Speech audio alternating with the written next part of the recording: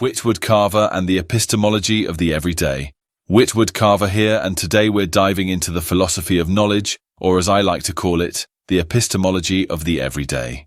Now you might think, what the heck do I need to know about epistemology? I'm just trying to get through the day without losing my marbles. Well, let me tell you, understanding the nature of knowledge can be just as useful as knowing how to make a decent cup of tea. So, let's start with the basics.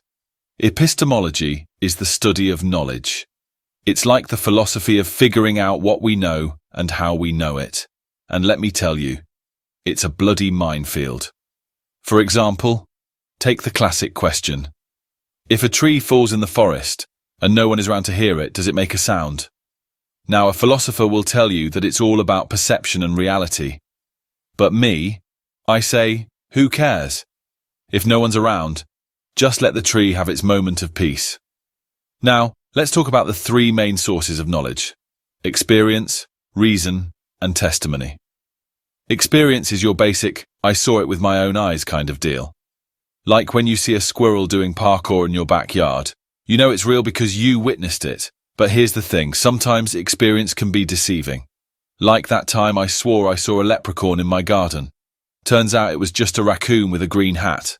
Go figure. Reason, on the other hand, is all about logic and deduction.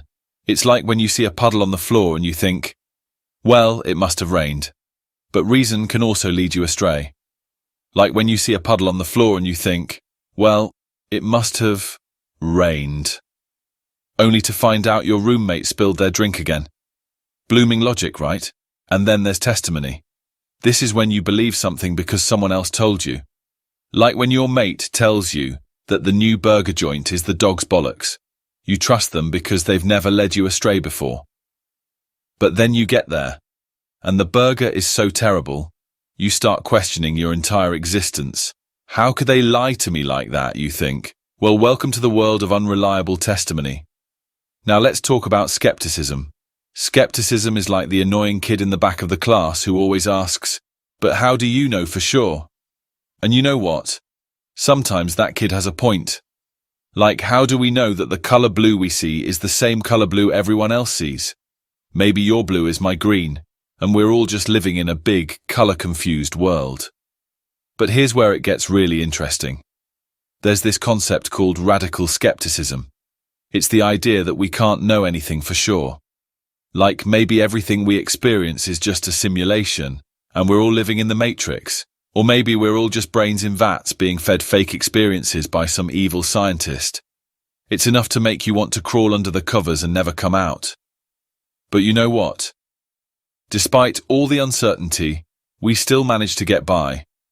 We still wake up every morning, put on our garms, and go about our day. Because at the end of the day, knowledge is like a good cup of tea. It might not be perfect, but it gets the job done. So, the next time you find yourself questioning the nature of reality, just remember, sometimes it's okay to not know everything. Sometimes it's okay to just enjoy the ride. And if all else fails, just blame it on the leprechaun in the garden. Cheers to the epistemology of the everyday.